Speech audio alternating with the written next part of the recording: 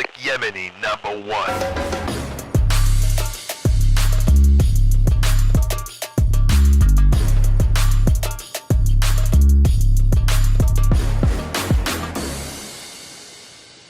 Yeah, we fucked up. I'm so sorry, everybody. It's crazy, man. Like the actual biggest star that I have on my podcast, and we had the worst technical difficulty of all of them. Sound in if you guys are here. Say what's up in the chats. We got Brian Simpson in the house. We're gonna have a little discussion. We're going to try to find out why Brian Simpson is a public enemy. What would make you a public enemy? Oh, shit. I don't know. I'm used to being liked. You're used to being liked? Or at least tolerated. You don't have any things about you that you feel go against the grain of society? Yeah, I mean, I'm not a fan of ceremonies. You're not a fan of ceremonies? Yeah, because this is a thing that almost everyone universally disagrees with me about. Weddings, funerals, parades, nigga, graduations.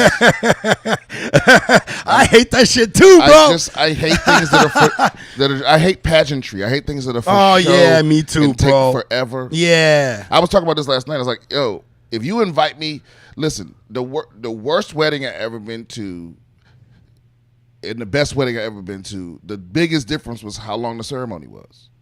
Oh, no shit. It's like, yo, yeah, the best wedding I ever been to, ceremony was like 5 minutes. Yeah. You know what I mean? It was like yes. boom, boom, boom. Yeah. Then food. Yeah. You know what I mean? Yeah. And the food was right there. Yeah. Worst wedding I ever been to was like, I don't know how Catholics do it. Catholic people, they gotta have a full mass. Yeah. And it's like, that's just costumes. Yeah, it's just a bunch of humming. Gold leaf on the ceilings. Yeah, it's crazy. If you get married in a Catholic church and have the full mass, you're literally torturing your family. Damn. At least this is just coming from a non-Catholic. I was at a Catholic, and don't get me wrong, the wedding was beautiful, but I was just like, how fucking long are we gonna be sitting, bro? The last time I went to a big Muslim wedding was my cousin's in Indonesia, like 4 years ago. Okay. So one of my favorite, and the way the weddings in these Muslim, especially in like Indonesia, they last 3 days, 4 days. Like say they do this in Africa too, where they go for a really long time. And the first day is the religious day, where it's like early in the day, and we just sit and listen to this fucking imam just drone on things in the Quran that we don't understand because it's ancient Aramaic. And I have a family everywhere, bro, and it was my favorite time to use the stories on my Instagram because all I was doing, remember when they had that filter on Instagram where when you hit it, it went dun dun dun, dun and it zoomed in on you and it made that sound? Oh shit, somebody's calling. Hold your call, guys. We're not accepting calls right now. Really? Yeah, people just be trying to, cause the number's on the screen. Oh, okay. We're not accepting calls, guys. We're gonna open up the line soon. So just give me a second. And it was great, bro, because I caught like 4 or 5 of my uncles during this ceremony just doing this. Sleeping and shit, man. It was my fucking favorite. The whole family loved it, bro. And that's exactly what it is. These ceremonies are boring as fuck, bro. I hate weddings. I mean, the thing is, I hate weddings, I've bro. gone to all of the weddings I've been to were in my 20s. Now, as I'm getting older, it's like, I'll leave. I'll walk out of your fucking shit. Yeah. I'll go in the back. Like, come back out when they get to the promises. Yeah. I don't care about that's funny, man. Yeah, I fucking hate ceremonies too, Same thing bro. with funerals. Like my what did that make you feel about the Marines? Listen, did you hate ceremonies more after the Marines, or were you already hating ceremonies? The Marines is how I came to this conclusion. Yeah, I always knew I did, but I remember one time. So I was stationed in Miramar, and our home unit was in Yuma, and I remember where's Yuma? It's in the middle of Arizona. It's the asshole of it's so hot and dry and nothing happening out there. It's the most. That's where you were stationed? No. That's where the headquarters of my unit was stationed. Okay. I was in a detachment that was in Miramar. Oh wow. You know what I mean? And so San Diego. So and I'll never forget that like the general was changing. They was changing who the general was. Oh yeah. And so we all had to go down there and just be down there for 2 weeks, practicing all of these parades and marches and looking, looking left, and saluting, honoring this motherfucker that none of us had ever met. Nope, never met him before. Never met him, never gonna meet him. I'm like, yo, when the rest of us, not only that, you probably didn't even get a good look at his face. Yeah, and he's all the way the fuck out there. You know what was crazy? I was like, oh, is he retiring? They were like, no. He's going to another unit. I'm like, what? Who gives a fuck? Right. When any of us go to another unit, we get our paperwork and we just bounce. But we gotta spend $1 million to have this big fucking ceremony. Yeah. And have everybody just not doing any work. Yeah. Just in the desert practicing. Yeah. So I don't get it. And then from that moment forward, I was like, fuck all of this. Yeah. Fuck everything that's for nothing, for no reason. Meetings. And he ain't even gonna appreciate it. Nobody even knew who the fuck he was. Yeah, and it's like if you was a general, would you want him to do that? No, not at all. I'd be like, just fuck y'all. I'm gonna send y'all an email. I'm out. I don't need none of that extra shit. Me neither, bro. Nah, I mean, just look. I'm gonna save you out of trouble. When I die, just put me in a sack and put me in a hole in the ground. Yeah. And plant some trees. Yeah. Plant some seeds. Yeah. You ain't. It don't gotta be. That's how it is in Islam. 5 minutes. You know what I'm saying? In Islam, you don't even get a casket. No? No. I like that. You get put in a box, a specific built box that is not airtight or anything, and you get wrapped in like a sheet. They wrap you up in a sheet, and then, of course, they pray over your body and do all that. And then when they put you in the box, they put you underground, and then that's it. And it's like it looks like a box that was created by someone in Home Depot with no carpenter skills. And look. And the idea is that the box is open enough for where, the earth will absorb you. As it should be. Like my deal with all my friends is, listen, you get 2 ceremonies out of me, lifetime. So if you get married twice, I'm not coming to your funeral. Ha, yeah, bro. My buddy that I joined the Marine Corps with, I think he's on his 3rd wife, and then we got like into a fight, and then he got mad and told me I was selfish that I didn't show up to his other wedding. I was like, bro, I'm not coming to your 3rd wedding. Bro, nigga. you already made 1 mistake. Nah, fuck all that. You mean you come to a 3rd one? I don't understand how people get married again. That's what I'm saying. What? Bro, I don't get it. It's hard enough to wrap my head around the first time. Yeah. But twice? Yeah. Nah. Yeah. 3 times. He got 5 kids. I think he's popping out a 6th one right now, and he got no time to like hang out with me. Oh, he don't learn from his mistakes. I'm like, bro, he's on that hardcore spectrum. That hardcore that hardcore religious spectrum. Yeah. That duty to family, that like you create more kids. But that know what I mean? That is its own kind of autism. I think so too, man. Yeah, it's like that's a very good point. Yeah, religion can because this is my problem. It does make people somewhat autistic. It can make because it can make you do things. Religion can be your excuse for doing things that don't make sense. Yes. It's like like something you example. Like getting married a 3rd time. Where you're like, well, yeah, but I gotta. Even though, like, if there was no God, if you knew for a fact that there was no God, you would not marry this bitch. Yep. But you're gonna do it because you have to, and it's not logical. But it's not only God; you get the shame from your family. Your family kind of shame you, though. They shame you. My family can't shame me. No, my family can't shame me either. No, because I gave them the lowdown, bro. I'm like, I call myself public Yemeni because I go against the grain in a lot of things, and I think a lot of people do go against the grain, but outwardly they don't show it. Outwardly, they want to act like they are going along with. So, for example, let's say somebody who outwardly says, I'm about the vaccine, but inwardly hasn't gotten vaxxed yet, right? Right? A lot of people do that. A lot of people be like sitting there go, oh, man, outwardly, I'm a very hardcore religious person of whatever religious sect the Catholic, Christian, Muslim, Jew, whatever. But on the inside, man, I like getting things shoved up my butt. Yeah. Specifically things I'm not supposed to and whatever. That's why I always be grateful for the military is because you're sort of a crash course in because you get exposed to every kind of personality. Yes, bro. And you see what people because you can't hide who you are when you're with people 24/7. You know what I mean? You can't hide who you are in boot camp. Yeah. Boot camp is where you really see people, Brian. Right. Do you know here's the thing, bro. This is what we were talking about earlier about confidence, right? Yeah. One of the things that got me like to realize was when I went to boot camp. I remember when I first joined, bro, I never thought about joining the Marines. I only joined to get away from my dad, you know? And this motherfucker, I go join the Marines. I had no idea what I was going to get myself into.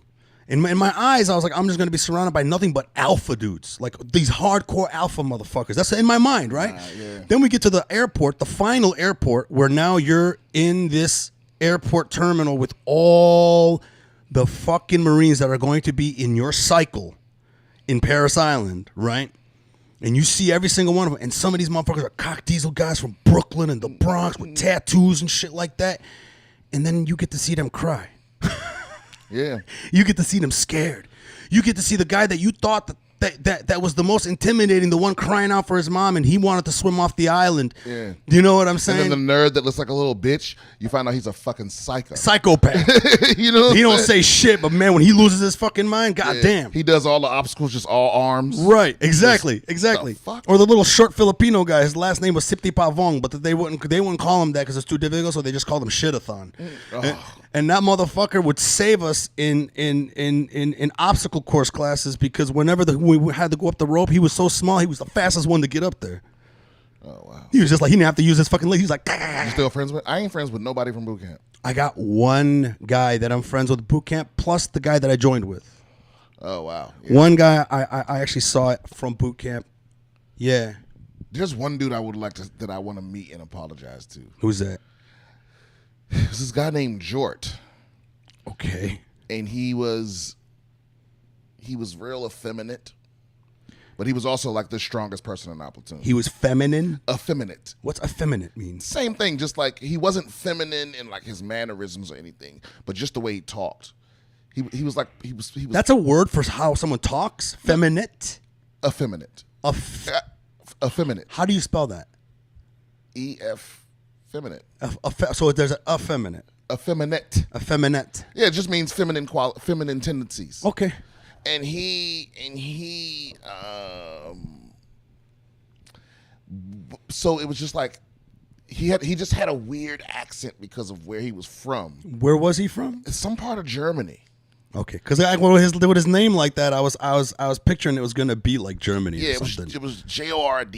But anyway, the point is, you know, when you go to the rifle range, for the viewers that aren't familiar, when you go out to the rifle range, before that, there's always like all these inspections, and once a week the commander has to come down and talk to you, or once a month, and it's every so often, and make sure no one's abusing you or any of that shit, right? But when you go out to the rifle range, you're so far away from that like it doesn't happen. So that's when they really fuck with you. You know what I'm saying?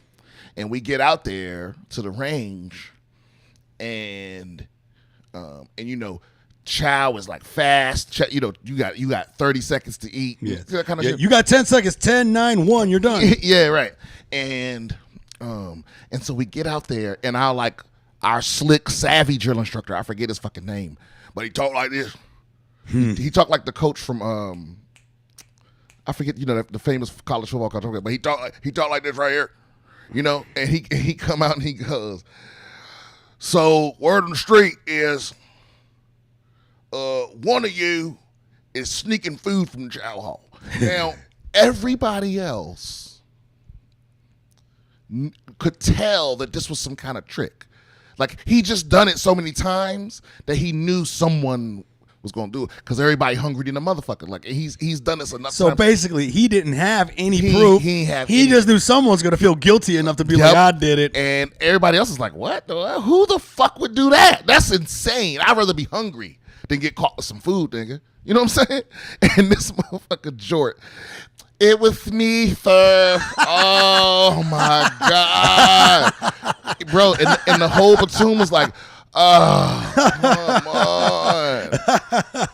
That's hilarious, me, sir. And they fucked us up, dog. They fucked us up, and. Oh, that's funny, bro. And yeah, because then they went through everybody's shit. And all he had was like packets of peanut butter. Oh. He took packets of peanut butter, and then like they knew someone was gonna do it. And then 2 days later, drill instructor comes out. "Now I can't believe one of you motherfuckers got the audacity to steal fruit from the chow hall again. Who was it?"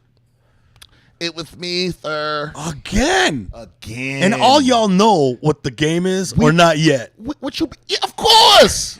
Of course. Did anybody pull him aside and tell him? Oh, they pulled him aside, all right. Oh, you guys gave him the party? Bruh. So somebody gave him they gave him a blanket party. That's what I'm saying, yeah. Yeah, they gave him a blanket party. That's when everybody holds your sheets on all four corners while you asleep, and they put soap, a bar of soap in a sock and fucking beat on you. Yep. Or a pillowcase. Yeah, and the thing is, I was the guide at this time. Oh, shit! You were doing Firewatch. No, I was. Oh, you was the guide. I was the head recruit or whatever. If anybody doesn't know, the guide is the leader recruit, typically the one that holds the flag. In the front of the formation. Right. So they had to run it by me. You know what I'm saying? And so I approved it. I didn't participate. Oh. But I knew what was going on, and I was in my rack watching it happen. And then I was like, all right, enough. You know what I mean? Yeah. And the thing is, so boom. Now fast forward, we all out of boot camp. I go home on recruiting duty, and I get like an extra 2 weeks of leave after boot camp, because you get like a week of leave or 2 weeks of leave because you did recruitment duty. Because I did recruiting duty. Oh, so you go smart. to recruiting, you get so I don't end up in combat training with your platoon. Right. I go. Oh, that's weird. Right. So because a lot of them must go. So because a lot of them, like back then, I remember you had like 10 days. You only had like 9 days back, and then you had to get back to MCT training. Yeah. But you got an extra week. I got an extra week at home. So then when you come back, you're cycling in with a different platoon. Exactly. Right. So I'm in combat training, and we get out to the field. You know what I mean? Oh, yeah. And it ain't shit out there. It ain't nothing out there. But you did MCT in the West Coast.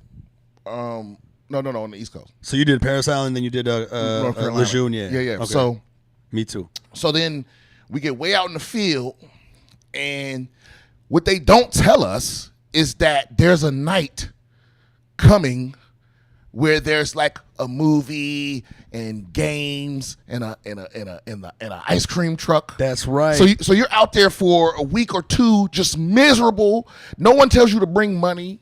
Yeah. You know what I mean? And then out of the blue, there's an ice cream truck. You're like, what the fuck? Yeah.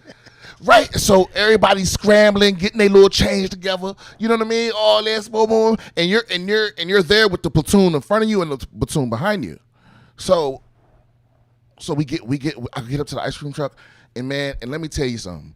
I hadn't had a treat in 2 weeks. I hadn't had anything that wasn't just water. Yeah. And I had, not a piece of candy. You weren't a diet recruit, were you? No. Yeah, I was. Not a piece of candy. Yeah. It was just whatever the Marine Corps offered. Yeah. It was just all water from my canteen. MREs. Yeah. And so this ice cream truck, I'm like, yo, we got an ice cream truck. Blah, blah, blah. So I get up to the front, and they got lemonade. And lemonade's my shit. I could sit with a pitcher of lemonade and just sit on the porch all day, nigga, counting those breezes. Like that's my shit. And is that your retirement plan? I mean, that's something I'm just gonna do a lot of. Yeah, that's fucking hilarious. And I get to the front, almost to the front of the line, and I realize that the lemonade is 65 cents. Okay. And all I got is 50 cents. Yeah. Because they didn't tell us to bring money. Yeah. So I'm going through all my shit, all my pockets, bro. all my pockets. I find 50 cents. I'm turning around, yo, who got 15 cents? Nobody has. But this is MCT, right? This is MCT. But an MCT, you were starting to get a check. No, but you're in the field. You have to. You left all your shit back in the rear. So what the fuck? So I have, and they taking cash here.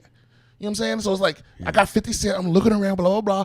The homie behind me, my platoon was like, I got a dime. I'm like, oh, fuck yeah, 60 cents. I need 5 more cents. 5 more cents. I tapped the Marine in front of me. I'm like, yo, you got a nickel? And I know he does because they just gave him back a bunch of change. You know what I mean? And he turns around. It's Jort. It's Jort. And he didn't have to say it, but his look said it all. He looked at me like, nigga, I wouldn't give you a nickel if it was, it was that look. You know what I mean? Why? Like, I wouldn't give you a nickel unless that lemonade was poison. You know what I'm saying? Damn. Because I let them beat his ass with soap. Oh, that's right.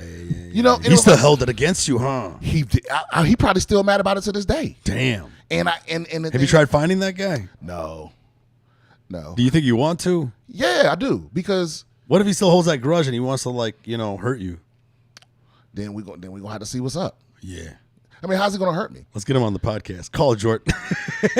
I wish he would call. I mean, the thing is, it's like I'm just on that journey because it's like I'm past that point where I'm like, I don't apologize for anything. It's like if I'm really sorry for something, I'll apologize. Yeah, you know I'm the same way, and man. So it's like that's important to me. I owe him an apology. Yeah. And that's crazy. You saw him right there at the ice cream truck. The motherfucker was starving and he was jacked. He was the strongest in our whole platoon. Wow. He was starving. He just wants some peanut butter, man. And I get how. And the thing is, he just had so much integrity. He couldn't lie about it. You know what I mean? Yeah. But at the time, it was like the peer pressure of like do something to this motherfucker. Yeah. And it wasn't my nature to be like beat him in the head. You know. Yeah. And I don't know. I mean, I was 18, but still, it's something. It's one of my regrets that I think about all the time. No shit. Yeah. Because it wasn't just the blanket party. It was like for the rest of boot camp, people fucked with him. Oh, fuck. And I let them. There was no turnaround with him and in the platoon's eyes, because we had a kid that cycled into our platoon in the middle, because it was during the jousting. You remember the jousting? Yeah. Where you had to run through the maze. That whole course, we cycled in a kid named Meyer, who's just a fuck up, man.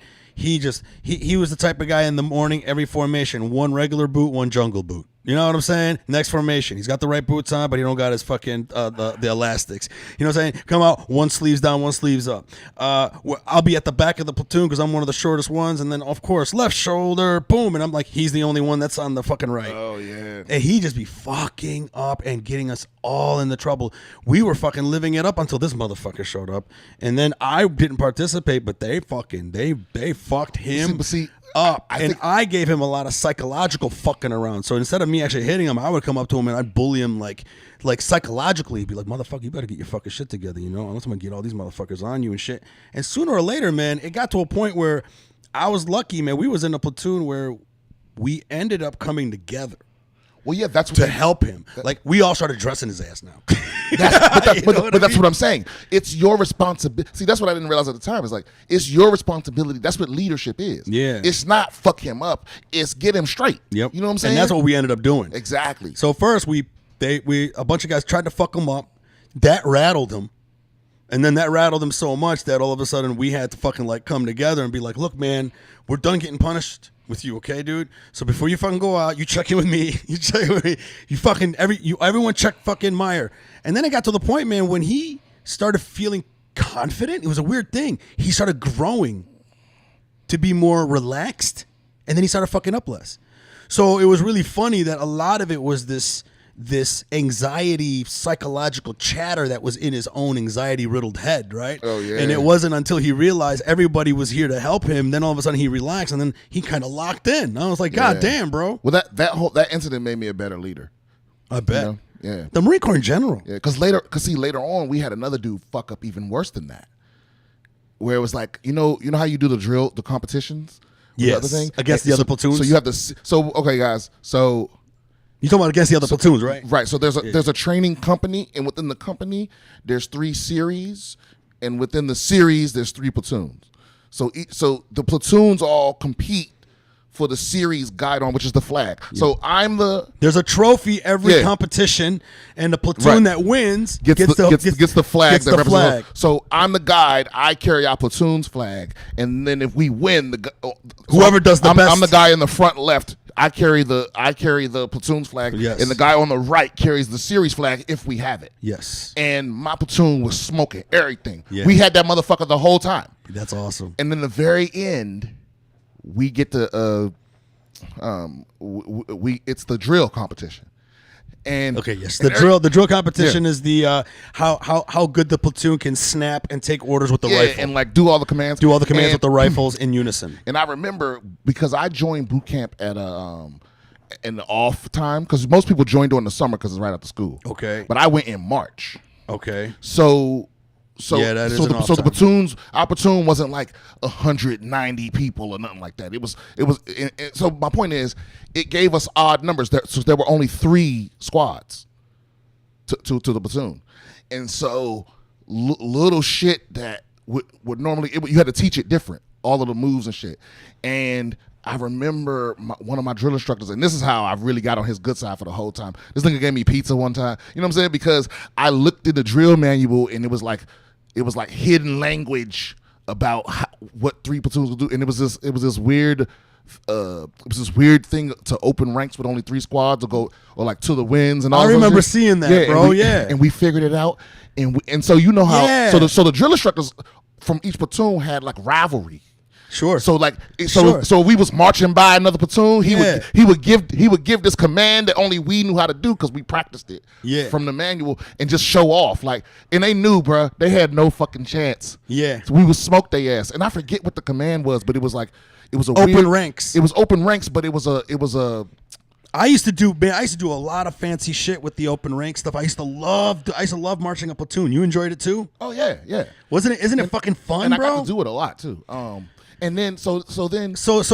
Was it oblique left? So when you open oblique left, oblique right. When you open ranks with three squads, it was weird because the middle squad had to split. That's right. And we together, did do right? that. So here's the thing. That's right. We was smoking that shit, bro. You don't understand. Right. Yeah. Okay. So we practice, and I'll never forget that. So on we were so serious about it on Easter when everybody had the choice to go to church or practice. The motherfuckers that chose to go to church, they got the rest of us fucked up. You let them go to church. Because it was Easter, everybody went to church. Yeah. And it was because that was the only break you had from them. Yeah. You could just go to church and chill. Yeah. And they went instead of practicing, bro. And that pissed you off? No, he made the rest of us stand there with our rifles out till they got back, like this, balancing them on one. Oh my God, bro, that's so painful. Yeah, and then when they got back, basically he's saying that they made him hold out their rifle with a straight arm as long as possible, and that's very painful. Yeah, and they made him. When everybody got back, they made us fill our pockets up with sand, yeah, and then fill our canteens up, and then come back inside and dump all of our shit out of our wall lockers in the middle of the floor, dump all the sand on top of our shit, and dump all the water on top of our shit, and then we had 20 minutes to clean it all up. And that's how serious we took it. But after that, everybody was locked the fuck in. We were nailing these shit. Isn't it amazing, bro? And we did the most intricate. Like if it was like figure skating, it was like we were doing triple axels. Yes, on these things, bro. You know what I'm saying? Yes. And then one of our guys, we did a what's the shit when you go diagonal? Oblique. We did a I think we did a oblique, and this motherfucker went left.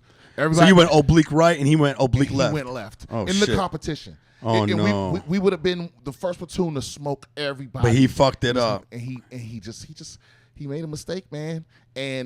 But it was different after that. After that, I stopped people from fucking with him. Yeah. It was like, no.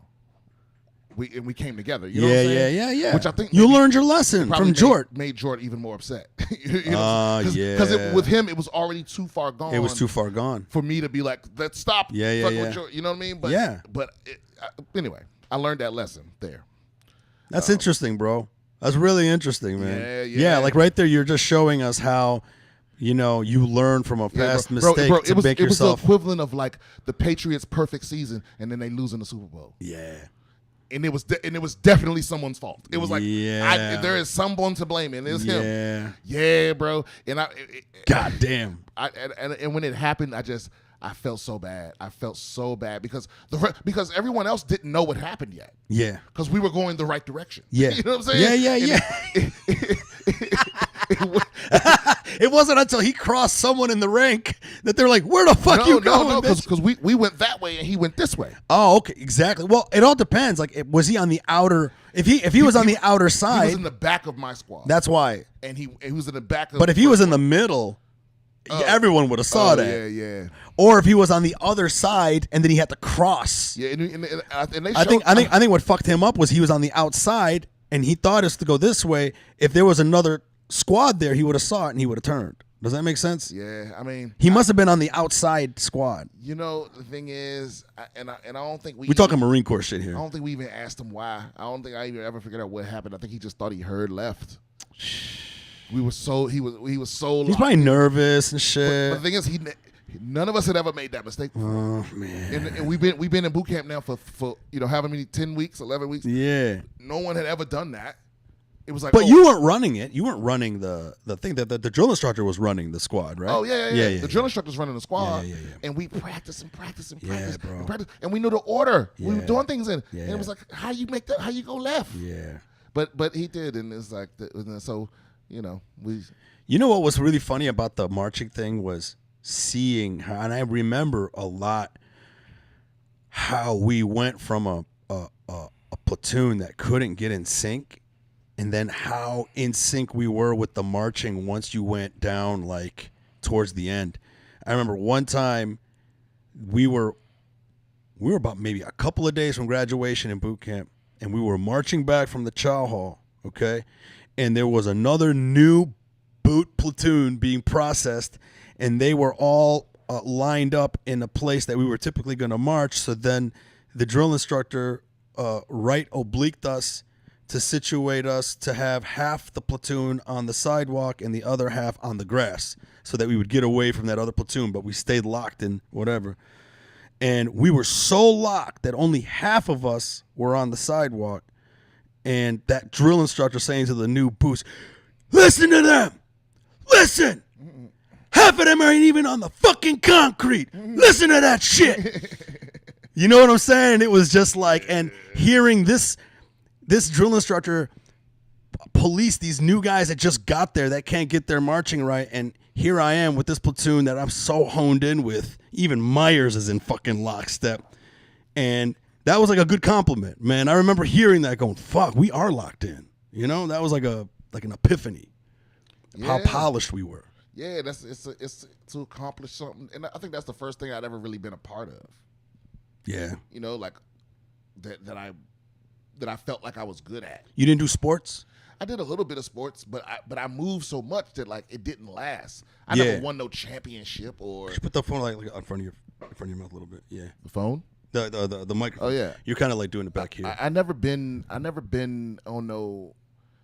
I was never to the point where I became a part of the team. Yeah. I just wasn't anywhere long enough, and then I eventually just stopped doing sports. Yeah. Yeah. So fuck them. Yeah, I'm glad. I wouldn't go back though. Would you go back in the service? Nah, man. What if you could smoke weed? No, even worse. I think the weed would make it even harder. The weed would make it more apparent of how stupid this is. Yeah. Do you know what I mean? I think the weed would make you just start getting to a point you'd be like, wait a minute, I'm dying for what now? Am I really fighting for America? You know, yeah. or is it these oil prices? But that's after. You know? At the time though, you couldn't tell me shit. I'm like, yo, we the good guys, they the bad guys. Well, with me, I was Arab, so I was already skeptical. You know what I mean? Were people skeptical of you? Were people skeptical of me? I think. When did you serve? Did you serve when I did? No, I was before you. I was 95 to 99. Oh, why you lucky, motherfucker? Bro, nothing happened. Okay. You know what I said? I said Clinton wasn't dropping bombs. He was dropping loads. Oh, that's funny. It's true. He wasn't doing shit, bro. We didn't get to see shit, man. When are you going to take these phone calls? Oh, yeah. Anybody want to call in, man? I think right now would be a good time. Any questions you got for us? Any conversations or whatever? Yeah, man. You know what though, bro? I saw your special twice, bro. It was really, really good, man. Oh yeah. It was solid. How many tapings did you guys do? Just one? Two. That's good. Yeah. That's good. How do you feel about audiences now and the groan on some jokes? How do you feel about that? How do you feel about the groan? How do you take that? Do you notice more groans now than before the pandemic, say? Do you know what I'm talking about? Yeah, but like the touchiness, like especially in LA, like the touchiness, like you'll hit a subject and everybody like, oh. I just go harder. When I hear groan, because that, to me, the groan comes from, because it's always intermixed with laughter. Yeah. It's like, because some people are groaning because they're just tight asses and they whatever. Right. But most of the people are groaning because they started to laugh and they feel like it's inappropriate, or they want to laugh but they feel like it's inappropriate. Yeah. But it's like, you can't pretend like you don't think this is funny. You're just being fake. You know what I mean? And so I just call them out. You being fake. You started to giggle, motherfucker. Yeah. And you turned it into a groan because you're scared you're going to be seen or whatever the fuck. It's like, fuck you. Yeah. Be a man. You're in the dark comedy club where nobody knows you except for the people right around you at your table. It's like, stop being fake. You thought that was funny. So you go after him. I go hard, or I just go more. I just lean more into my point. Whatever thing made you groan, I just keep going, because it's like, you're not gonna make me be fake. Yeah, I'm gonna make you be fake. I do the same thing, man. I'm only saying this because I think it's funny, and you ain't gonna make me pretend like it ain't funny. Do you ever find going in harder sometimes it could turn the audience even more against you? Then I don't give a fuck. You don't give a fuck. Then we all go. When I leave this motherfucker, I'm gonna have had a good time. You know what I'm saying? Yeah. So you on this, I'm flying the plane, bro. Yeah. So you don't get, you can knock on the cockpit door all you want. You don't get control. Yeah. Nah, fuck that. So like jokes that that work, let's say on the road, but that would be touchy to like a younger crowd out in LA. You would you still do the joke even knowing that it won't work in this room? I do the same jokes everywhere. No shit. There's no jokes that I go on the road and don't do. There's no jokes where you're like, you know what? Now that I'm in Oklahoma, this is like a joke that I know that will pop in this room. Nope. No. I mean, I'm just gonna keep doing it till I can. I do the same thing, man. But I mean, I've been finding out like out here when I do it out here, more and more I'm coming across audiences that are like at the end they're just like, oh man, fuck 'em. They're pussies. Yeah, ruin the mood. Yeah, but see, but you know what I find though, man, is like, honestly, because at the store, because on any given week, most of the spots I'm doing are at the Comedy Store. Yeah. At least, because I do 4 or 5 spots at the store a week. Okay. So there's no other place where I'm doing, because if I do some other show, it's just once, right? Right. So it's like, the store is such a mixed crowd. It's people from all over the place. Sure. So you don't get that. You get a real opinion. That's why people that like talk shit about the store and how there's a certain kind of comic, but it's like, that's not true. There's just funny people over there that can entertain people from all over the country. Yeah. Right? And so it's like you stay in your little bubble on this side where people just from your neighborhood come to the shows, and that's why when you go anywhere else, you ain't funny. Yeah. You know what I'm saying? It's true. And so, it's very true. And so I think if you do spots at the store specifically, be careful. Okay. If you do spots at the store specifically, you're definitely getting a better gauge of whether the joke is, I don't want to say universal, but whether the joke can travel. Yeah. You know what I mean? Yeah. So that if it don't work there, then it don't work to me. Sure. For me, I don't have the luxury of performing at the store that often, so I got to go on the road. Well, even still, yeah. But the road gives me a good gauge. As I start going around, that gives me a nice gauge of like, this joke is working, this joke is working, this joke is working. But then you take that joke to an LA crowd. I'm not talking about a comedy store. This is like a mixture. I get what you're saying. I'm talking about you're doing like an independent show in LA, and a lot of people in there are probably people that work in the industry, something in Burbank or whatever. You mean white people? No, not white people. I mean, I think like out here, it's a mixture of this liberal white guilt. And I work in the industry, and I don't want to piss off the wrong person around me. Right, cowards. Like if I like there are people in here that are so concerned about how they would be viewed by someone who has power. Oh yeah, right. You just call them out. No, I know that, but what I'm saying is that audience is now being curated with the times. Like here in LA, man, there's this shame element if you're a liberal and you don't toe a line, right? So if you're like in a crowd and some guy does a joke that could be something that leans right, you think it's funny, you laugh in that room. Now you're kind of like, hey, why are you laughing at that joke? Does that make sense? Yeah, I get it. But like I said, I just call them out. Yeah, no, I do the same thing, man. Because it's like, I did a show at the Nightcap the other day, and I was crushing. Not crushing. I was doing good, And then like the last 2 jokes I did were jokes that I know don't work in an LA crowd. And I did it, and it made the fucking room weird as fuck. And I didn't even end it good, you know. And I feel bad about it. No, I mean, I think maybe it's different from joke to joke, but yeah, most of the time, like I said, that's people they're not being real because they're so concerned about whatever. You know what I mean? Yeah. It's almost like the people that like. You know, like remember in the beginning of the pandemic when conservatives were like, "Fuck Dr. Fauci," Sure. and liberals were like, "You're not a scientist, motherfucker." Sure. And now the CDC is saying, "Okay, you can stop wearing masks indoors." And it's people, and now liberals are like, "Fuck Dr. Fauci. I'm wearing my shit anyway." Sure. It's that. It's like it's like you're doing the thing that makes you.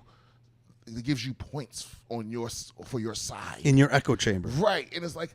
And like I'm saying, it's like I don't care that you're groaning. Yeah. I'm having a blast. Yeah. Making you groan is making me feel even better because you're a fake motherfucker. You know what I'm saying? Yeah, bro. It's like, and I'm never purposely trying to. I'm not ever trying to be contrarian or controversial for controversy's sake. You know what I'm saying? But it's like this is a peer-reviewed study. This joke has worked 100 times in 30 other places, and in this room, you telling me it ain't funny? Yeah. You full of shit. Yeah. You know what I'm saying? Exactly, bro. So it's like I just don't. It's like I don't respect you. I don't respect you enough for how you're groaning to make me feel bad. You know what I mean? Yeah. I agree, bro. Yeah. I agree. That's how I roll. But recently, I've been kind of like, I don't know, man. Recently, I've been sort of like, now I'm like, okay, dude, fuck. Now I just ruined the room. They were having such a good time, and I fucking ruined it. How did we get a phone call like 20 minutes ago, and then when we opened the thing, Hey guys, come on, man, call someone. I know fucking Rosales is listening. Tracy, anybody got want to call and shoot the shit with us? Come on in. I know I got some of y'all listening. Now I gotta turn the AC off. It was probably a friend of mine. Oh wow, there's someone calling. Did that just work? What do you mean, did that just work? What are you talking about? Hello, thank you for calling the Public Yemeni podcast. This is Mike Eshaq, aka Public Yemeni #1, with Brian Simpson. Who am I speaking to? Jesus fucking Christ! Hey, this is Rosales. What's up, man? You shouldn't have what? I shouldn't have looked at Twitter. Why? My team just traded for Carson Wentz. Oh, It's like they're going out of their way to hit Washington fans in the balls with a sledgehammer. yeah. The sex scandal, the stupid name, and now Carson fucking Wentz, who sucked in our own division. This is worse than when we traded for McNabb when he was past the end of his career time. You know what I mean? Yeah. We traded for throwing the ball in the dirt McNabb, $100 million for Albert Hainsworth, and now fucking Carson Wentz for a package of picks. Carson Wentz. I don't know anything about sports, bro. You talking to the wrong person right now, man. Bro, you know what it'd be like? It would be I can't. I remember only Pistons, man. Back in the day, that's the only time I cared about Oh, sports. the bad boys. Yeah, and then the Lions pissed me off one time when I was on the Marine Corps, and I broke 2 TVs in one day, and I was done. Bro, you know what it is? It'd be like if you What traded. game was it, Mike? It'd be like if you traded the frame of a new BMW for 4 old tires. You know Oh what I'm wow, saying? yeah. Where it's Ooh, like yeah. neither thing's a short thing. Like a draft pick isn't a short thing. Yeah. But it's better than a definite Yeah. not good thing. Yeah. Yeah. Yeah. Who the fuck is at Washington? It's like Carson Wentz is that's what's going to excite the fan base. Carson Wentz. No one's excited about him. It's Is that kind of like how when the Lions got Charlie Batch? Oh, good God. I guess it's something like that. It's like trading for like Adam Archuleta or fucking I don't know. No, he's not good. He's not good. All right, we got a call. Who we got on the line? Hey, what's up? This is Jacob Rosales. How's it going? Yeah, Rosales was cracking. Are you who called earlier, Rosales? Yeah, man. Oh, okay. Yeah. Do you know Rosales? No. He's a comedian out here in LA. Have we met Rosales? No, never met you, dude. Okay. Yeah. He's a Michigan cat, and he's also a Marine. This guy's Oh, also a word. Marine. All right. Simplify. So what's up, man? What's cracking? Man, a great conversation, and when you guys really, I really enjoyed hearing your perspectives on being on the road, doing bits out, doing jokes out on the road compared to jokes in LA. And one thing that came to mind, I guess, for both Brian and Mike is what are your views on when you just get an applause? Like you do a joke, you hit the punchline, it's a good joke, it usually gets laughs, but instead you get claps. I'm an anti-clapper kind of guy, so it rubs me the wrong way, but I'd like to get other, perspective on it from different people. Brian, that's a good question. I like that question. I don't understand this because, like, there's a trend now in comedy to hate claps. Is there? Yeah, some people hate claps. But I'm like, why do they hate claps? I don't mind it because there's a trend now in comedy of people not having jokes and just saying things that they know the audience agrees with so they can get claps. That is bullshit. But I can suss out the difference. Yeah, but that's not the same thing as you make it a really good point. Clapping at a joke, right? Or you just made a clever observation that isn't necessarily a joke, but you weren't like pandering. That's what I'm saying. Exactly. It's like some people pander and get claps and think they're killing. Yeah. And then sometimes they just clap because sometimes they clap because the punchline, like they so didn't see it coming. Yeah. That they applaud the craft. I know I do. You know what I mean? And so I know I applaud a really good joke, man. I agree with you for that specific kind of claps. Yeah.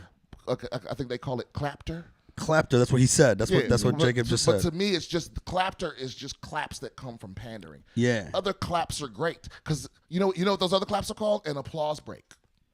It's the audience not just laughing but being so satisfied that they have to also clap. That's satisfied. Yeah, or like so it's like they got what they paid for. Exactly. But there is a pandering clap. There's definitely that. Definitely. Or one of my things I like to do is I like to fake pander. I got a fake pander joke. Yeah, where I like to get the clapter and then go psych. Yes, you know what I mean. That's, just come from completely. I do that. Okay. I do that with I'm a United States Marine because when I tell them that I'm a Marine, especially after they learn that I'm Muslim and I'm fucking whatever, usually that gets an obligatory applause break. Right. And no matter where I go, with the exception of LA, certain places in LA, they'll judge me right away as soon as I tell them that. But I go, I'm a United States Marine, they'll go, and then I go, and I'm a Muslim, silence. Exactly. And then when other people try to clap, I'm like, too late, put it away, you're done. Fuck it, you're done. Right. Oh, no. You're done. But yeah, like anything to lead them up into a misdirection, that's a great thing to do, man. Yeah, I don't know. So for me, I don't know, Jacob. I don't listen. I'm right there with Brian. I think that it's bullshit when you're not coming with jokes. If you don't actually have laughter coming, and then instead you're just getting applause because you're like coaxing people into this. You agree, right? I said a really good thing for this room, right? We all agree, right? That is some fucking bullshit. But if it's a clever observation, and I think that, like, listen, if you get an applause break after you've been crushing, you hit a tag, laugh, and then you say an observation and it gets an applause, there's nothing wrong with that. Yeah, I mean, 'cause I've gotten a criticism or two about my special because people are clapping. Oh, really? I was like, what the fuck is wrong with you? Yeah. Yeah, people are clapping because they enjoy, they're having a good time. Yeah, bro. But some people, I don't know. There's a very specific kind of person that. Listen, man, there's certain jokes that deserve both laughter and clapter. I'm sorry, man. There are some fucking jokes that you fucking hit in a room and people are laughing and clapping. Oh, yeah. Or laughing and then clapping. Or fucking at the same time, man. And I mean, that's what you want to hit. Yeah. What else you got, Rosales? Yeah, what you got, bro? Oh, I mean, I think and that's something I'm dealing with is like I think for me, all your jokes are clapter claps because I don't do virtual signals. I don't want to, it's one of those things where I'm trying to figure out how do I navigate a set where if I'm going to do some jokes about being in the Marine Corps, how do I do it quickly and tell them I'm a Marine and not have to worry about that wasting my time? I think the first problem is that you said you don't virtue signal. Because that is a virtue signal. Yeah. You know what I'm saying? That is technically So Yeah. my point No. is, listen, the virtue of not virtue signaling. right. But what I mean is, there's a group of people that love that you said that. Yeah, for You sure. know what I mean? And so we all do this. Yep. I think you can't, because when where I learned is when I first started comedy, one of the first pieces of advice I got was the dude told me to always write jokes, like once you have a joke, write it from the other, like try to make the opposite point, like write it backwards.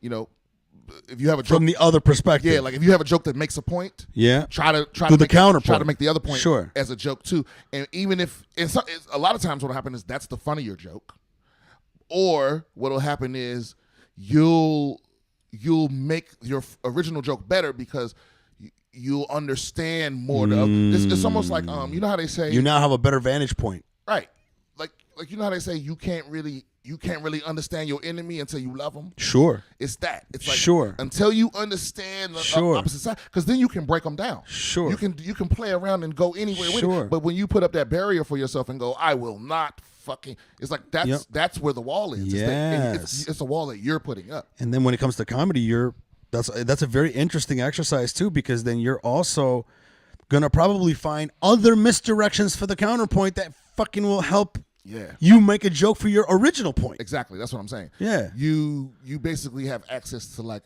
the whole bucket of chicken. Absolutely. Instead of just the spicy side. Or how they would say in the Marine Corps, you're triangulating. Exactly. You're triangulating the signal. You're, and we're not. That's a good way to say it, right, Jacob? That's really a really good point. That's a very, very good thing. Do you do that with your jokes? Yeah. You do that. I do that. So then you write. I work a joke, and once it works, I try to go the other way. You reverse the polarity. Yeah. So you come at it from. Can we do an example? Yeah. Okay, let's do an example. This is so awesome. You want to stay on the line, Jacob? Huh? Rosales. Yeah, I'll stay on. Yeah, I'm here. You don't have to. I'm just saying. I'll stay on. Yeah. Okay, so give us an example. Like, is there anything that you can show us that talk about a joke that you've worked on and how you reverse the polarities and what you found out in that? Yeah, like I used to have. Let me see. So there's a joke that's in the special about Stand Ups season 3 on Netflix. about police shooting people, and I used to have a joke about, or at least the joke I think I wrote the opposite of that was like, I'm really just jealous of the cops because I wish I could shoot. I wish I could get away with shooting people that scare me at my job. Right. You know what I mean? Right. And just stuff like that. Just trying to not leave any meat on the bone. That's all I'm saying. Try to go eat around the whole thing. But can you give us an example of how your progression of starting that joke? You started going through the angle of, I wish I could be a cop shooting people, right? No. It's like I wish I could also shoot people Like cop. even when I'm not a cop. Right. Okay. And then and I think the example I used to give is people that get on the train with playing music on their speakerphone or talking on the speakerphone. You know what I mean? It was something like that. sure. But obviously I ended up not going with that because it wasn't as funny as what I ended up with. And what did you end up with? Was the whole damn, now I can't even remember the joke. It's in my own shit. The whole cops God damn, I can't remember my own jokes right now. Yeah. The Let's take another hit, bro. yeah, dude, no, that's a big edible. No, they so what was it? I did the racist lifeguard. The race lifeguard is hilarious, man. That is really funny. I did the Because he could just let you. He could just act like he didn't see you. it led to the haunted house bit. That's what it was. So you played the opposite direction. Oh, that's right. So basically, what you're saying is, at first you were doing the joke. You wish you were able to shoot people who deserve to be shot and not get the consequences, kind of like how cops are. Right. So that was your trajectory, right? Yeah. I wish I could do that. And then instead, you reversed the polarities and you came in from the cops' perspective on black people. and then that gave you the haunted house idea. Right. How did the haunted house? Or maybe it led to the no. It gave me the prizes. The cops who hand out prizes thing. Oh, Yeah, wow. it was like, but what if What if cops did the opposite? Right, exactly. Of like shooting people and instead gave you prizes for like handling that turn great, or and like it was like that was just way funnier. And the shitty thing is, I got a tag for it right after the special came out. damn, I hate that. Yeah, and I'm not gonna name drop, but it was a big comic that called me and was like, he was like, so I got good news and bad news. What's the good news? He was like, the good news is I watched your special. Yeah. And the bad news is here's 3 tags. Damn. right. I hate that shit, bro. I know, and they were good. Like I think he was because that on that particular joke, he was like, I missed. So with the haunted house thing, it was like, this I had already tried, but I just had to cut it out for time. But it would have been great. Of like, I had a thing where like I was walking the cop through each room, you know. And I just couldn't do it for time's sake. And then the one about cops giving out prizes, it was like something about the cop lights already being like a game show. That is true. And it was a whole thing. And I was like, yeah, that's good. Fuck. That is good because it is kind of like a game show. If they play different music to it, if they play like game show music to that light, like hell yeah. Yeah. Because you know something too is I think a lot of comics get caught up in thinking everything they write has to be funny. That is true, man. It's like sometimes sometimes you have to lead people to the funny with something interesting. Amen, bro. I'm a firm believer in that. I like playing with hot and cold. Yeah, I like that. It's like, bro, no matter what kind of movie I'm watching, if it starts off with somebody dying in the first 5 minutes, I'm hooked. I'm gonna watch the whole movie. Do you record your sets? Yeah. Okay. So yeah, don't you love it when you accidentally come up with a better way to set up a joke? Oh yeah, I only record audio though. I only record video. I do both. I only record video when I need a tape. It's just too much work. I'll forget. It's too much. I don't drive, so it's like that's other shit I gotta carry when I'm backpack. And I'm like, dude, I go hardcore Marine Corps, man.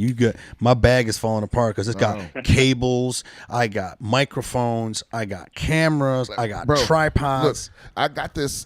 This is the newest Samsung, the S22 Ultra. Fuck that phone. And I still have my Pixel 6, my last phone, and I'm almost ready to switch back to my Pixel because the transcribing was amazing. Like I would record a set, and it would automatically transcribe the set. Oh my god, that's great. And I have to use an app on my iPhone that does that. No, but here's the wild shit with that phone.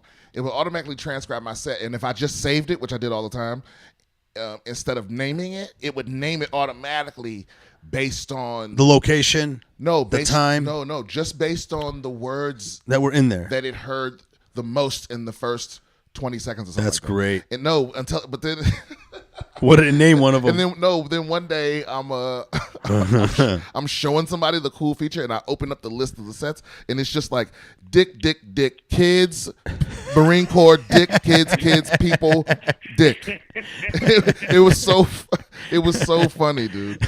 Anyway, my shit does the same thing too. It'll do that, but most of them it'll tag them as fucking. It's a lot of fucking. Yeah. I love saying the word fucking, man. Jacob, you got any more questions for us, bro? No, dude, I gotta let you go. I got a delivery guy that's lost. Oh, dude, do your thing, man. You don't gotta stay on the phone, bro. All right, man. Good talking to you, bro. Good question. Man, good conversation. I really appreciate the time, man. Yeah, man. Later. All right, Jacob. Anybody else want to do a quick call, man? Love to get you on the line with Brian Simpson. Some people are kind of like nervous to call and shit, but it's all right. What, bro? We'll give you $1,000. Don't say that. Mike will give you $1,000. No, I'm just kidding. Hey, I had Monterey on here the other time, and I was talking about morning routines, and I told her how my morning routine was falling apart, how it was bad, and then some military guy called and yelled at me. Who's calling now? I don't know. This is somebody from Michigan. It might be Tracy. Is this Tracy? It is. Hey, yes, Tracy. What is up? How you doing? How'd you know it was gonna be Tracy? I'm doing good. I got regulars. Oh. Yeah. I got regulars that watch. What's up, Tracy? She called about $1,000. Oh, I'm leaving work, so I'm driving, so I got to be careful. Yeah, anytime we talk. Go ahead. Yeah, well, I wanted to say, yeah, motherfucker. Sorry, I'm driving. Be careful. Well, no, it's a guy. It's a guy behind me, beeping at me because I'm at a red light and I won't turn right because there's still cars going. Yeah, please, just settle down, Tracy. We don't need to get you in an accident. Relax. Hit some weed or something. I'm totally relaxed. I'm You're totally absolutely relaxed. Chill. I am absolutely chill. Okay. Okay. For me. Okay, like I don't really have a chill moment in my life, but anyway, I wanted to ask Brian, is there anything that when you're doing a set that just completely breaks your concentration? Like, is there anything that just stops you and, like, have you lost your place? Have you lost, like... Yes. An example? I don't. Two things. One, when people are, like, chit-chatting, it's distracting as fuck. When people are like, because some people think like you can't hear them, and they'll be having little private conversations. It's like, man, just leave the room, you know.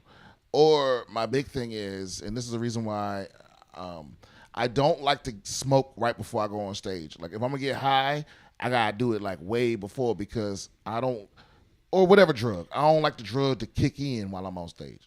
That's because to me, it's like a mental reset. We talked about that last time when you was doing the show at Josh Adam Meyer's show. Yeah, so it's like when I first get to the club, I'll have a drink and I'll smoke. But if it's like right before I go up, I'm not smoking because when that shit it just kicks in and it's like my brain just resets. It is the worst when it kicks in on stage, man. You are right about that. Or just if I'm I just came from Madison, Wisconsin. And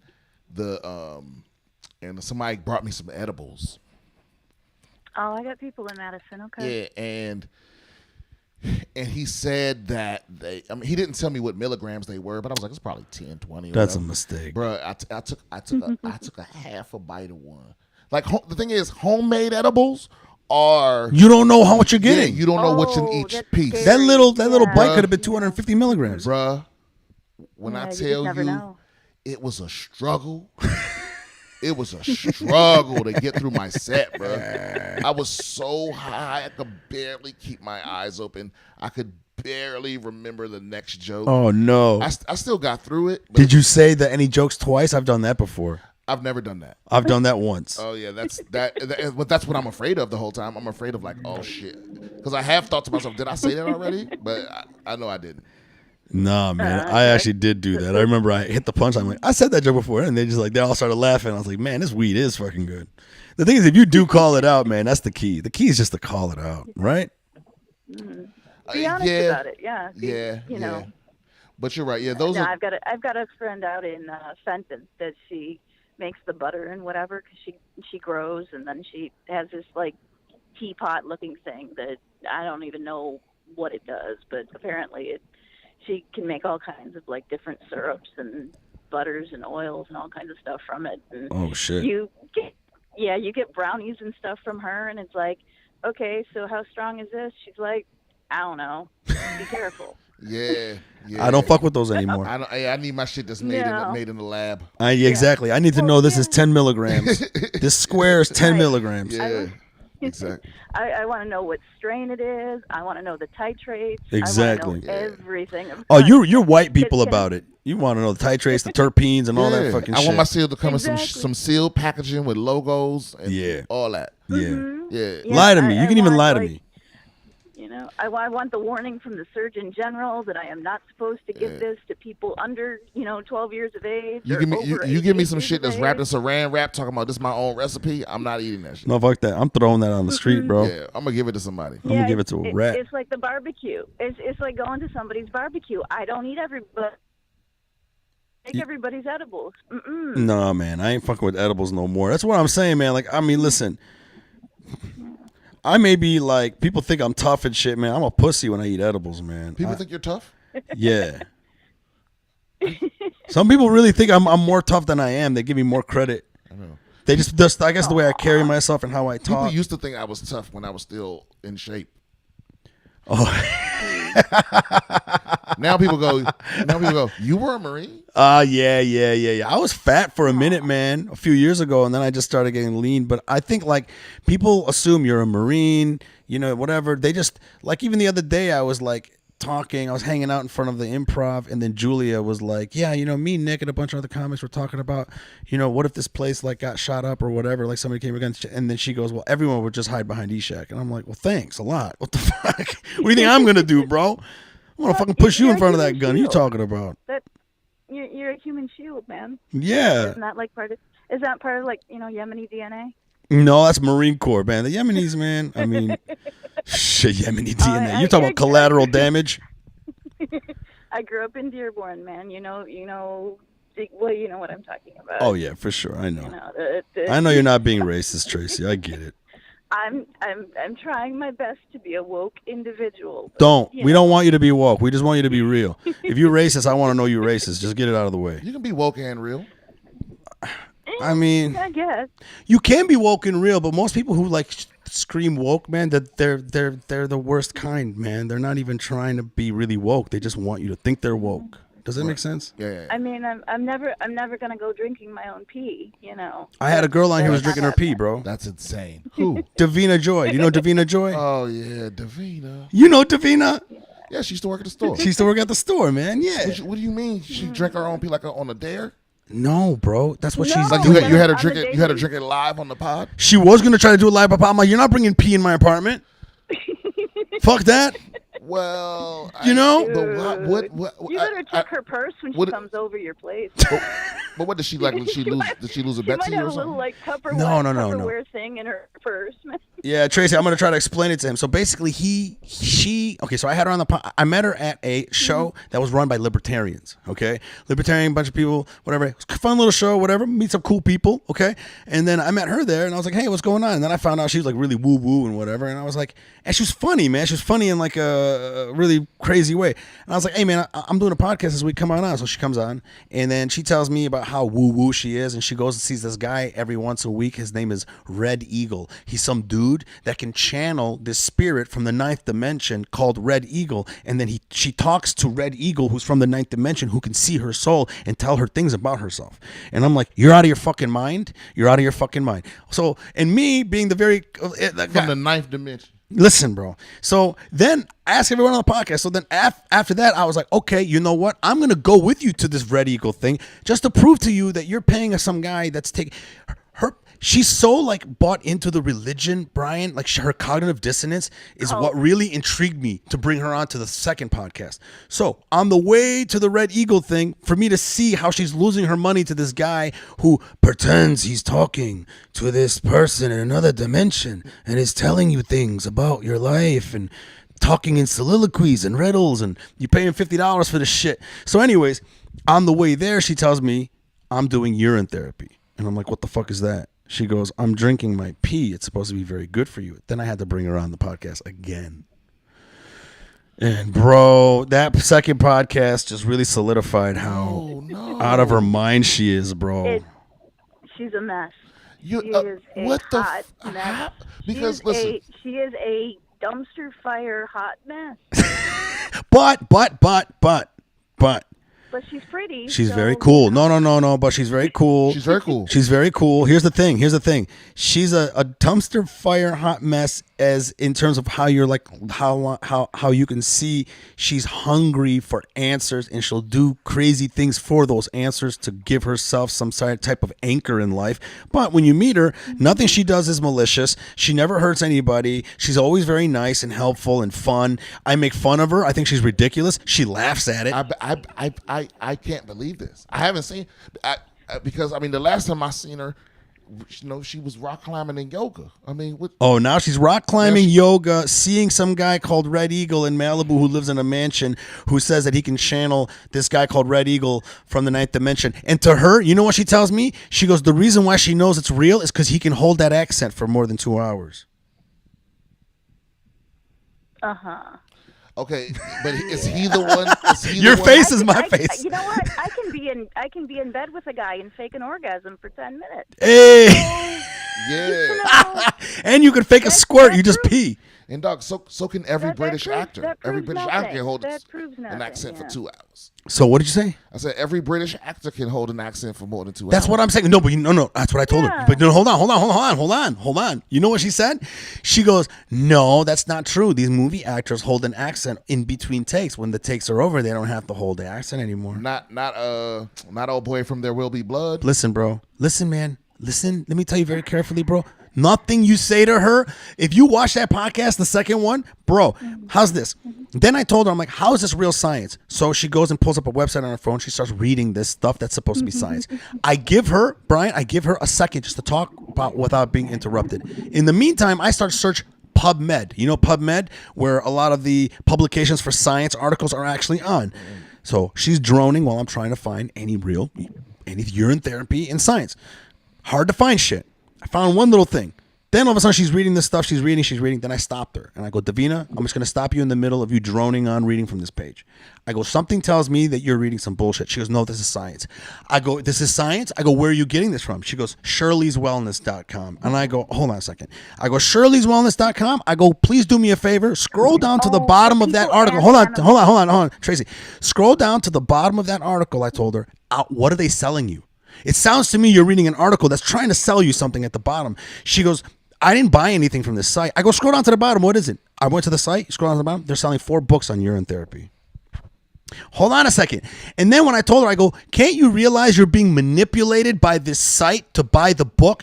You know what her argument is for not being manipulated? I didn't buy the book. But you're drinking your own piss. Bro. Let me tell you something. Which is, by the way, something that your body has gotten rid of. Exactly. So the point is that waste. I had to go to WebMD to find something about urine therapy, and the WebMD article was talking about how it's bad and why you're not supposed to do it. Then she goes, this is the thing that blew me away. I read the WebMD and the PubMed thing, and she goes, when I read the PubMed thing, she goes, who owns PubMed? Who supplies their information? Now, she's asking all the right questions. You're supposed to act as a quote-unquote critical thinker only to the things that she doesn't believe in.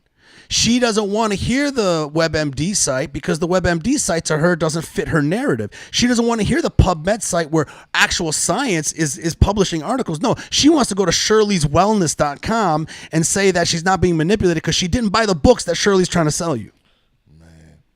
Can you imagine being in her house and being offered a glass of lemonade? Like, you know, sometimes vegans try to trick you. Apple juice. That's a great callback, bro, because we just talked about how much you love fucking lemonade. That's hilarious. You know, sometimes vegans try to trick you and they give you a burger and they sit on the side like, that's Impossible Burger. so how does it taste? Right. It's like, I would just be like, nah, bitch, I brought my own. That's burgers. right. I've had vegans make me cake and they did the same thing. They're like, so what do you like? And you like what it? do you I'm think? like, there's no flavor. What's the first flavor? Oh, right. That's funny. Well, Tracy, thank you for your call. Next time she comes over, give her a glass of apple juice. Oh, man. I don't know. But anyway, so that's funny that you know that. All right. Well, thank you, Tracy. Thank you very much for having, 2 weeks in a row a very attractive gentleman on your podcast. I appreciate it. You're welcome. Who was on the last one? But I gotta Nick go. Simmons. I don't know that. All right. Thank you, Tracy. Nick Simmons. No? He's a new comic to L.A. He might be leaving. He moved from New York. Real big buff guy. Looks like Johnny Bravo, bodybuilder. You might have seen him around. Okay. Yeah, good looking kid. You know what I mean? You know. Yeah. But yeah, man. I think this is a good time to end the podcast, bro. It feels like a stopping point. Yeah, I think it was good, man. I think we had a fun conversation. Sometimes these podcasts go way longer, bro, and I don't mind that either, but I've been really trying to keep it closer to like an hour 15, hour 20. I think that is the sweet spot. Sooner or later, man, I'm going to try to figure out some type of like structure, you know what I mean? I don't think I really have much of a structure for this thing, but bro, that was some fucking real talk. I'm going to start taking that advice on the writing now, doing the writing, the opposite version of the idea. And another idea that I learned from Heather J, she said, write a parallel universe. She's like, it's kind of like, so you have this, but then write the parallel universe version of it. Almost like it's like you're writing the mirror version of it. Or like if you're like behind this idea, let's say it's Democrats are the shit. try to do the opposite of that, you know. But that's kind of like yours, like where you're saying you're writing backwards. Yeah, I mean, it's weird because I shit on, especially politically, I shit on both. Me too. Democrats or I shit on conservatives and liberals alike. But if you ask a certain kind of liberal or a certain kind of conservative, my comedy is all anti them. You know what I mean? It's like really, they only hear. Yeah, that's interesting. They bro. only hear the things that they think. That's true. Because they see the world as like this dichotomy. Sure. There's no nuance. There's no in between. It's like, you know, like I had people like I make fun of Joe Biden, and then in the comments people immediately start shitting on Donald Trump because they think that I love Trump. Yep. Like that's all it could possibly Yep. be. You either love Trump Yep. or Biden, and you can't think both of them are pieces of shit. Yeah. You know what I mean? And they just can't wrap their head around the fact that you aren't on one of their sides. I had to do that at Colorado. Was it Colorado? No, Arizona and Phoenix. One of the crowds got too hardcore Trump. So I said a joke. They thought I was like pro-Trump. And they started clapping. And then I had to go, I got to do my shitting on Obama joke now too. Because I got to like reset this room. And it was very interesting. It's very interesting to see them go, we thought you were this. That's what they wanted to see. And then when I went the other way, they were like, whoa, wait a minute. What the fuck's going on? The worst thing in the world is for the crowd to think I'm on their side. Me too. I hate that. Me too, bro. I'm not on your political side. Yeah. I'm on the side of this being a fun show. Yeah. You know what I mean? Yeah. And everyone, to me, ideally, I want everyone to leave my show having been uncomfortable at least once. Yeah. And then end up having a good time. Yes. That's what I want. Don't you think it's important to have that uncomfortable moment to get the other laugh? Yeah. Or I want. Does that make sense? Or for you to be uncomfortable while everyone else is laughing. True. Yeah, it's important for that to happen. That is. Because then it'll be your turn later. Yes. Someone else will be uncomfortable, and you get to laugh. Yeah. And then it's like, oh, well, since everyone's getting made fun of, then it's not uncomfortable. You know what I'm saying? Amen. Also, I like playing with the. Let's get the mood to go here, so that when I bring it up here, the shift, that feeling in that shift is a big difference. Yeah. Instead of keeping it up there all the time like a Michael Bay movie where nothing fucking goes and rests for a second. Have you watched Taylor Thompson's new special? I have not. No. Look at You. Just came out yesterday. Is it good? It's good. Yeah. It's very. Dude, she's a killer. So young. Yeah. It's better than her last one. It's like. She's only like what, 26? You know what? That's a good question. No, because she had quarter life crisis, which is what, 25 years old, right? I don't know. No, because. So wait a minute. I've been doing this. She's like 25. So I think she's like 27. That's what I'm saying, like 26, 27. Yeah. She's really young, bro. Maybe 28. I honestly don't know. I could not say for sure. Was she started out here? No, she started in San Diego. Oh, okay. Yeah, or I don't. Yeah, a lot of us started in or around the San Diego area. Yeah, that was a cold ass class of fucking comics, dog. Yeah. Yeah, it was because we were all at the Improv last night. That was so dope because I don't think we've been together in a long time. Like, you know, Taylor. Wasn't it you that posted that old set list from the Madhouse? No, that wasn't me. That was Trey Stewart. Trey Stewart, yeah. Yeah, you see that lineup, and it was Taylor, Dustin, Trey, myself, yeah, bro. You know, Zoltan. You know, just Eric Knowles. Some fucking names right now and shit. Yeah, just people that are all funny. You know, it's like, and not necessarily, because here's the thing too, is like, I don't measure a comic by their level of success. Because here's the truth of the matter is, Taylor was a killer off the jump. And it's very, very, very, very rare for that to be the case. You know what I'm saying? Where it's like she didn't just get funny when Netflix started fucking with her. Oh, for sure. I'm sure. She been a beast, dog. And it was like she started really young now. She started really young. But still, she always had that. You know, she's always had that intangible, that thing that makes you go, she's got it. Yeah. She always. Everybody that sees her for the first time, unless they're a fucking hater in their spirit. Sure. Everyone was like, she's gonna be a beast. Like, we know, like, it is not no one from back then is surprised that she is ahead of everyone. Right. It was obvious. It was like, oh, she's going to be a star before all of us. And it just happened. That's amazing, bro. Yeah, man. She's on her second Netflix album. I know. You know what I'm saying? I know, dude. And it's like, that's why when she came out, like I never heard of her until she popped off, and I'm like, who is this girl? but nobody's like, what does she have an hour? It's like, of course she has an hour. You know what I mean? Yeah, it's like, yeah, it's just, she's Well, that anybody good. that gets that, I'm never gonna be like, what the fuck? But I was just amazed, like, dude, she's so young, man. I was like, already? Then I'm like, now I'm just like, where did she come from? Yeah, but you know, Because to be when honest, somebody pops off that young, you're just like, yo, how long have you been grinding to get to that level of polish? I think that she dealt with some heavy shit as a Growing up. as a child. Yeah. And it didn't completely destroy her. Right. And I think it's those people that are the people that are bare, that like something, you know, it's like a building getting hit with a missile. Yeah. But the foundation is still there. Sure. And it's like you don't like, Except for 9/11. show business doesn't cure you, but it's like you, the pieces of you that are left, but like you still held it together. Sure. And you're slowly healing back together. Your frame is still Yeah, intact. And people like that that deal with real shit that Yeah. doesn't kill them. Yeah. That's where that comes from. It's Sure. like that. There's a Sure. certain determination. Sure. There's a certain perspective you Sure. have. I think it's that. They were able to push through that shit. Yeah, it's pushing through. Yeah. Through. And then there's other people that just fold and they Yeah. become little bitches. And I bet you to her life's normal. Like the same to me. Like I tell people my life story, and they and every time they're like, "Holy shit!" And it's like, but to me, I was just living. Yeah. But it's like it doesn't feel special or particularly interesting to me. Yeah. But it is interesting to other people. Sure. And it's like that's what it is.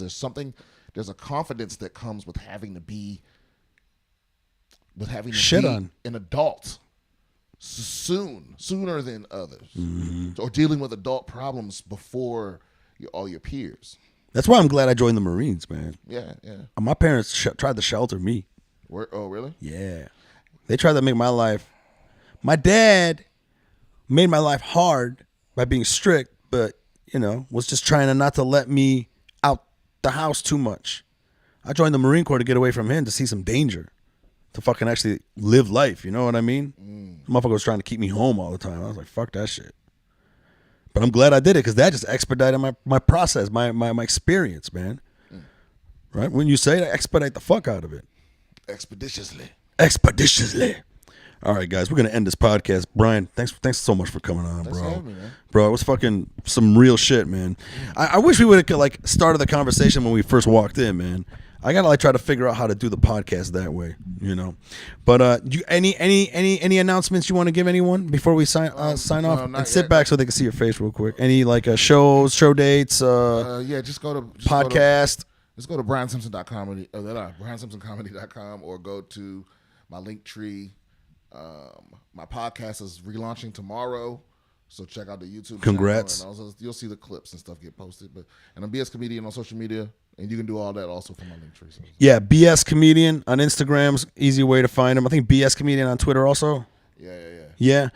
And then Brian Simpson on everything. Guys, follow him. He's hilarious. See his half-hour special on Netflix.